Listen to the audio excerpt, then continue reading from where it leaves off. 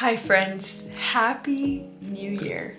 Oh my gosh, I am not quite sure how we're already a week into 2026.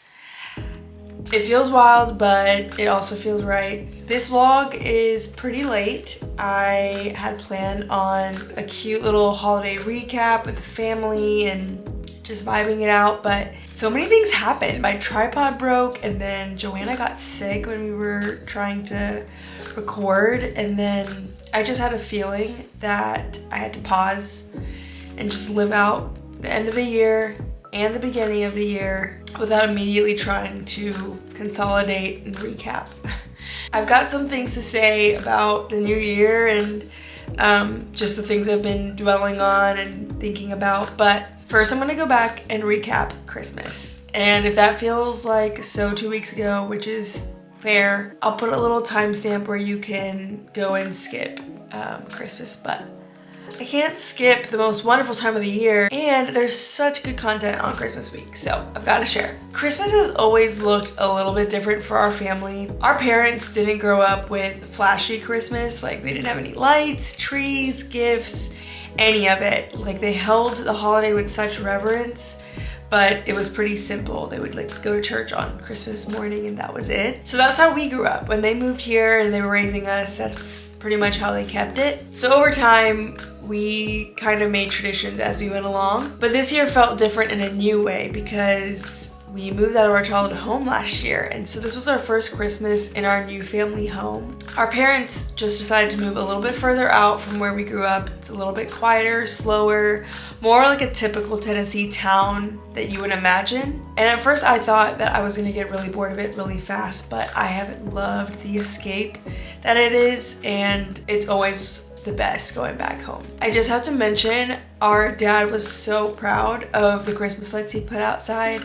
He kept coming up to us throughout the week and being like, actually, somebody was saying we had the best house looking in the neighborhood. And we were like, I think you said that. But it honestly was pretty neat. We've been trying to find ways to be intentional to get off devices and subbing screeners around when we're resting, and so we try to find different ways to keep ourselves busy. We made a video with our dad. Our dad is actually on YouTube with a channel that is much more popular than this one, and for good reason. Over the years, he has released a ton of covers of worship songs in our native language, Malayalam. He just got such a great response, and people were like super encouraged by him doing this. And then around COVID, he stopped because I think a lot of reasons, but definitely burnout was one of them. You know, lots of time has passed, and last Christmas he actually wrote a song, an original for Christmas time, and he never released it.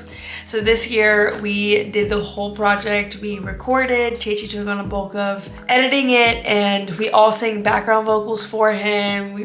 It was a whole family project, and he released it on Christmas Day. And so he's gonna be posting more. Go ahead, like and subscribe.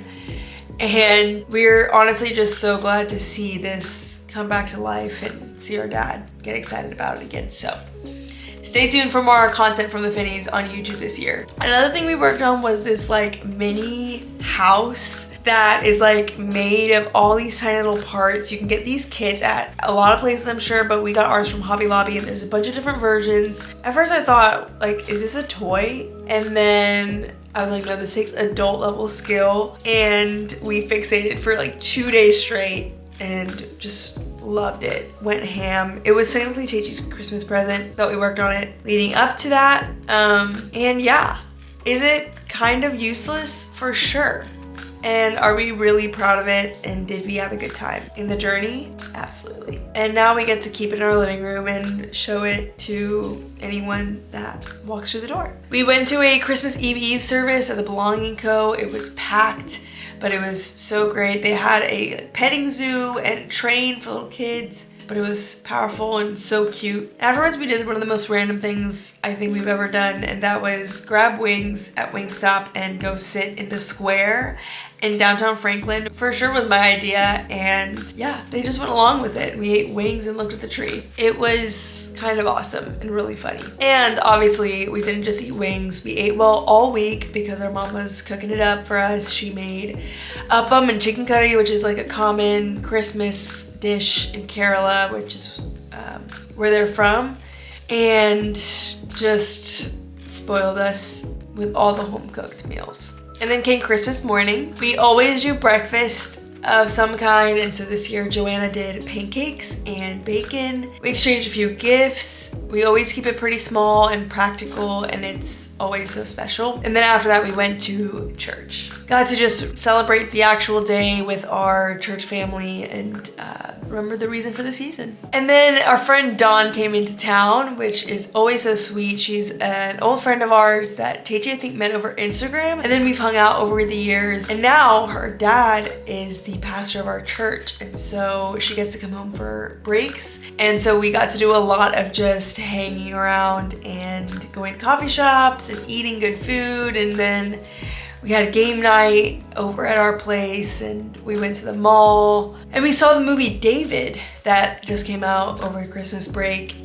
That's technically for kids, but we all had a great time watching it. I've definitely seen us live these seasons throughout the year with more intention, because we don't really know when it's not going to be just the four of us anymore, and so it means even more to make the most out of all the time we get together. New Year's Eve has always looked the same for us. We go to a service called Watch Night at our church, and this is like pretty common for Brown Church across America and back in India. Get together around 10:30, we eat dinner, and then everyone gets a chance to share testimonies and just share what's been good, what's been bad, what you've survived throughout the year, and testify to how good God's been. And then we pray and praise into the new year, which is always so fun. And I think over the years I resented it and wanted to do something more traditional party, New Year's Eve vibe, but this year I was really looking forward to it. Pastor spoke on the word he received for the year, and it was overflow. And when he started talking about it, it felt like he was putting language to something that I was feeling pretty strongly reflecting on 2025. Over the break, we looked at old pictures and videos like you do, and I just really started thinking about all the different versions of me that have led to today. The little itty bitty Jess, all the awkward years, college Jess, and then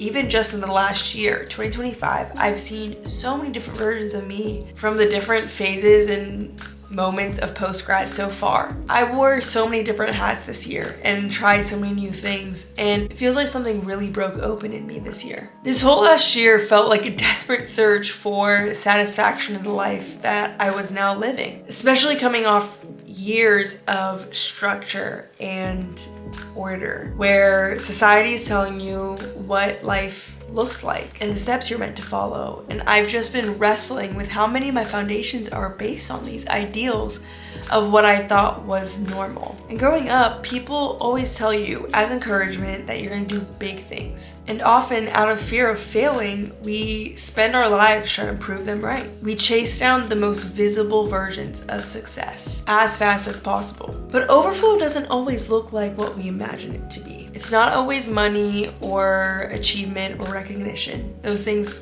always leave you wanting more. But what I noticed this year as I started to surrender a little bit more was that my posture to life started to change. From fear and people pleasing and overworking to hope and healing and learning how to respond with compassion to the broken world that we live in. My heart feels more full, more sustained.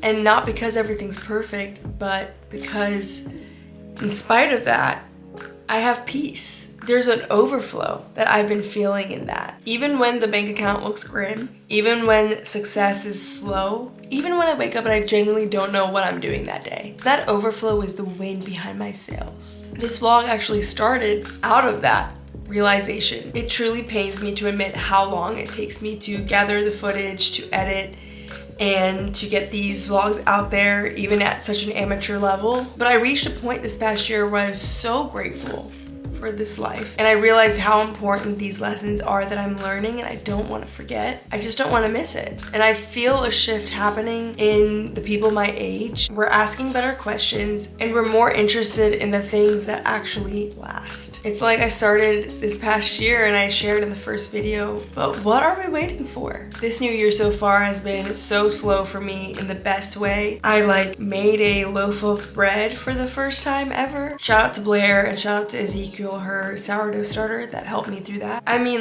it could have tasted better, but I was really proud of sticking with the process and seeing it through. Follow along as I jump on the sourdough train this year. One thing I've definitely loved about postgrad is that slow entrance into the year. There's less pressure to have everything figured out on January 1st. I've just been soaking up this time, reading, journaling, taking walks, and thinking, recovering, sleeping. Oh my gosh. I think I slept 12 hours on January 1st, which was incredible. I've just been spending time preparing for what's ahead, loosely, because I actually have no idea what this year is gonna hold, for real. I do know this. You're not behind, I'm not behind. We're just getting started. God is good. The goals are still shaping and they can still be kept. I just can't wait to keep sharing behind the scenes this year and have y'all follow along, and can't wait to come back and look at this and see how much has happened and see how far we've come. I have a feeling January is gonna be a bit more quiet, so I may or may not have a vlog to release in the next couple weeks. Either way, things are happening. We're not gonna waste a moment. And here's to the hope that the best is yet to come.